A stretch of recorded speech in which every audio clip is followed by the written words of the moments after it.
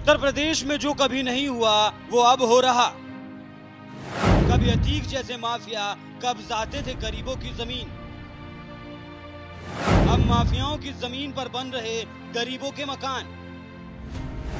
योगी राज में माफियाओं को मिट्टी में मिला दिया जाता है।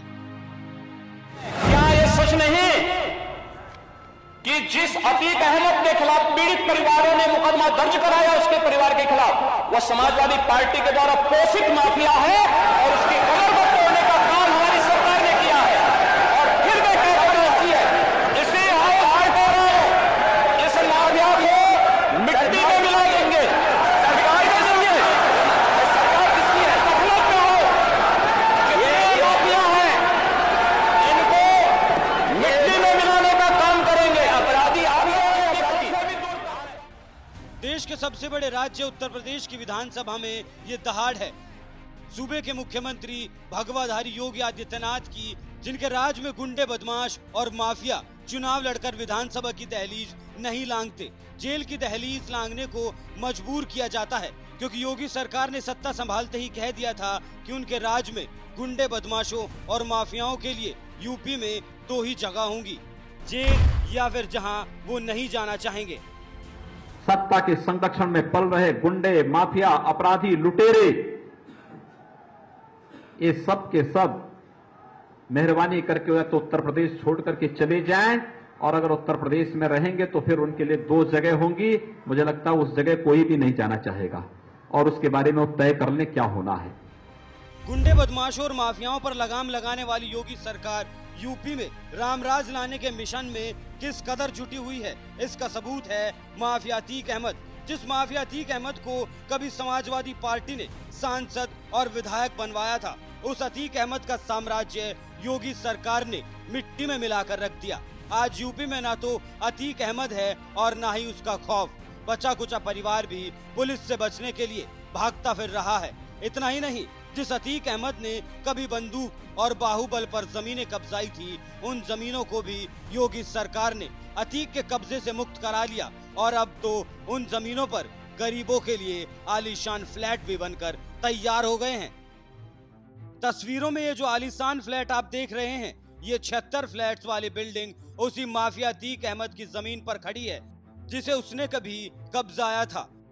जिला प्रयागराज के लूकरगंज में बनकर तैयार हो रहे इस फ्लैट को जल्दी ही खुद सीएम योगी गरीबों को सौंपेंगे। इस 4 मंजिला बिल्डिंग में 76 1 BHK फ्लैट्स हैं, यानी 1 बेडरूम, 1 हॉल और 1 किचन। और इस 1 BHK फ्लैट्स में रहने वाले गरीबों को सरकार तमाम तरह की सुविधाएं भी देगी। वाहनों के लिए पार्किंग सुविधा, कम्युनिटी हॉल, सोलर लाइट जैसी सुविधाओं से लैस ये बिल्डिंग पूरी तरह से ग्रीन बिल्डिंग होगी।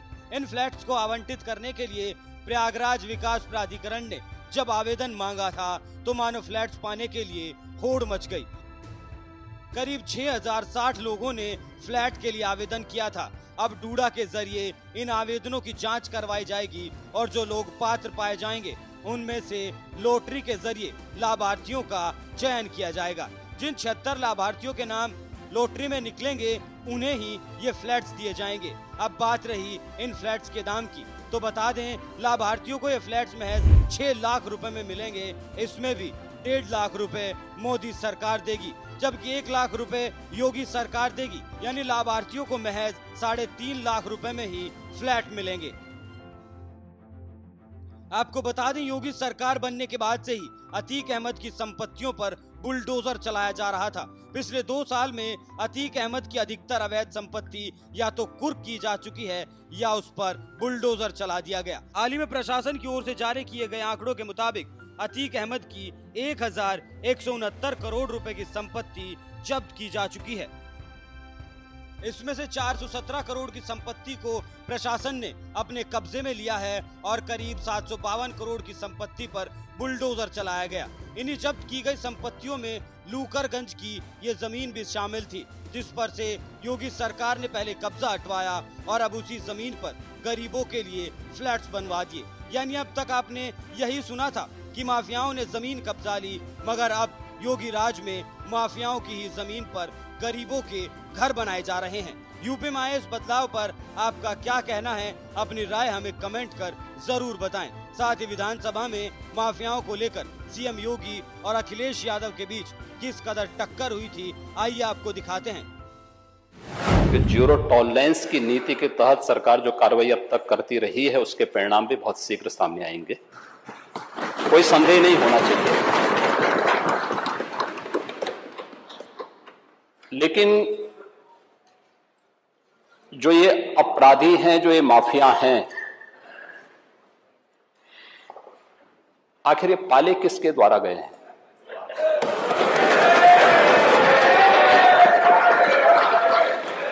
बात जवाब आ जाए। ये जब अभी आपका नाम तो नहीं जाएगा, आपने माफिया के खिलाफ जवाब आ जाए। जिस माफिया के खिलाफ जो भी हो, किसी का नाम तो नहीं, किसी का नाम तो सच नहीं कि समाजवादी पार्टी ने उन्हें सांसद बनाया था, ये सच नहीं है।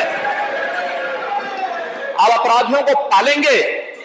प्रदेश पार्टी जिस किसी भी पार्टी का रहा हो, बताइए क्या अपराधी नहीं था? किस पार्टी का था? किस पार्टी का था? आप सारे अपराधियों को पालेंगे, उनको माल्यार्पण करेंगे और उसके बाद तमाशा बनाते हैं आप लोग। एक तरफ अपराधियों को प्रश्रय देंगे, उन्हें गले का हार बनाएंगे और दूसरी तरफ फिर दोषारोपण भी करेंगे। मैं उन्हीं पे आ रहा हूं, उन्हीं बातों पे चर्चा करने के लिए आ रहा हूं। हमारी पार्टी में आप बताइए किस पार्टी का सदस्य है? क्योंकि बहुजन समाज पार्टी से आपकी दोस्ती है, इसलिए बहुजन समाज पार्टी का नाम नहीं ले रहे आप। हम भी उन्हीं बातों पे कह रहे हैं। क्या ये सच नहीं कि जिस अतीक अहमद के खिलाफ पीड़ित परिवारों ने मुकदमा दर्ज कराया, उसके परिवार के खिलाफ, वह समाजवादी पार्टी के द्वारा पोषित माफिया है और उसकी कमर को तोड़ने का काम हमारी सरकार ने किया है। और फिर मैं कह रहा हूं, इसे इस माफिया को मिट्टी में मिला देंगे। सरकार किसकी है? सरकार किसकी है? गफलत में हो। ये माफिया है, इनको मिट्टी में मिलाने का काम करेंगे। अपराधी आप में भी तोड़ता है। कि जीरो टॉलरेंस की नीति के तहत सरकार जो कार्रवाई अब तक करती रही है उसके परिणाम भी बहुत शीघ्र सामने आएंगे, कोई संदेह नहीं होना चाहिए। लेकिन जो ये अपराधी हैं, जो ये माफिया हैं, आखिर ये पाले किसके द्वारा गए हैं?